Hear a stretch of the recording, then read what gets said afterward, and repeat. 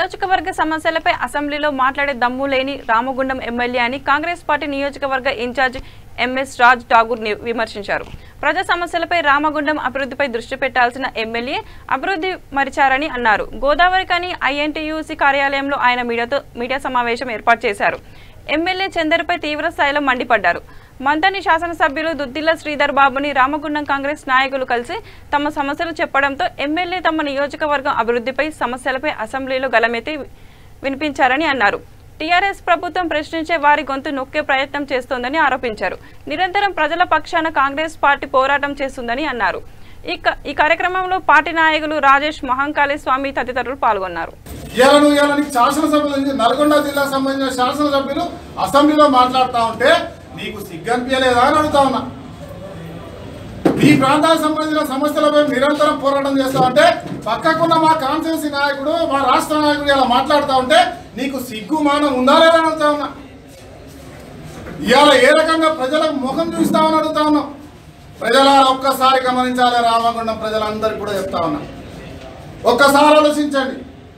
పాపం అని ఓటేస్తే ఈరోజు ప్రజల పక్షాన కాకుండా సొంత కార్యక్రమాలపై పూర్తి స్థాయిలో ఆయన ఒక వ్యక్తిగత విషయాల్లో శ్రమపడి ముందుకెళ్తున్నాడు తప్ప ప్రజా సంక్షేమంలో ఏ ఒక్క అంశం పైన కూడా పట్టించుకోకుండా నిర్లక్ష్యంతో రామగుండం రాబోయే రోజుల్లో నిజంగానే శ్మశానం అవుతా ఉంది.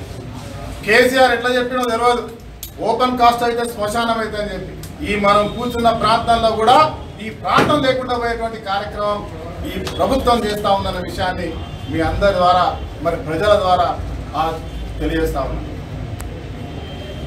నిరంతరం కాంగ్రెస్ పార్టీ ప్రజల పక్షాన పోరాటం చేస్తుంది, చివరి కొనసాగిస్తాం.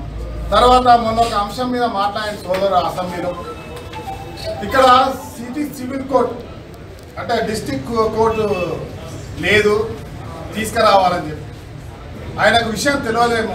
కాంగ్రెస్ ప్రభుత్వంలో ఉన్నప్పుడు రాజశేఖర రెడ్డి గారి నాయకత్వంలో ఆ రోజు మాట్లాడితే ఇదే శ్రీధర్ బాబు గారు అందరు అడ్వకేట్లు తీసుకుపోయి ఇక్కడ కోర్టును తీసుకొచ్చిన చరిత్ర మీ అందరికీ తెలియదా? ఇవాళ ఆయనకు సబ్ కోర్టుకి డిస్టిక్ సివిల్ కోర్టుకున్న డిఫరెన్సే తెలియనటువంటి అమాయకుడు మరి లేకుంటే ఏదో మాట్లాడాలని చెప్పి మేమేదో మాట్లాడడం తెచ్చినామని మాట్లాడే ప్రయత్నం. ఆ కోర్టు రాలేదు. ఆ కోర్టుకి ఇటు కోర్టుకి డిఫరెన్సే తెలియనటువంటి వ్యక్తి ఇలా మేము తెచ్చినామని చెప్పి మాట్లాడుతూ ఉంటే ఇది హాస్యాస్పదం. మరి దానికి సంబంధించిన కొంతమంది నాయకులు ఏమంటారు క్షీరాభిషేకాలు పాలాభిషేకాలు వంకాయ గొట్టం చేస్తూ ఉంటారు.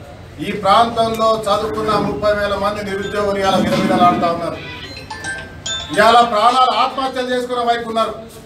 ఇవాళ ఎఫ్సిఐలో ఎన్టీపీసీలో నువ్వు పెట్టే ఉద్యోగాల్లో లక్షల రూపాయలు తీసుకొని ఇలా ఎక్కడెక్కడో బయటి ప్రాంతాలలో తీసుకొచ్చి ఉద్యోగాలు పెట్టిస్తా ఉన్నాం. మేము నిరంతరం పోరాటం చేస్తా ఉన్నాం.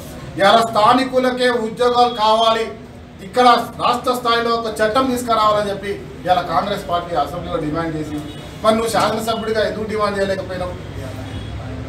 ఇవన్నీ కూడా ఇలా మేము ప్రజాపక్షాన మేము ఇలా ప్రశ్నించే గుర్తుగా అడుగుతా ఉన్నాం. ఇలా మీడియా మిత్రుల ద్వారా ప్రజలందరూ కూడా గమనించాలి. ఈ చేత కానీ ప్రజాపాలకులను మరి రాబోయే రోజుల్లో ఏ రకంగా మళ్ళీ మాయ మాటలు చెప్పడానికి ఇవాళ వస్తా ఉన్నావు. నువ్వు అష్టసమ్మలు ఆడేటోళ్ళను అష్టసమ్మలకి అంటి పెడతారా, పచ్చి ఆడేటోళ్ళకి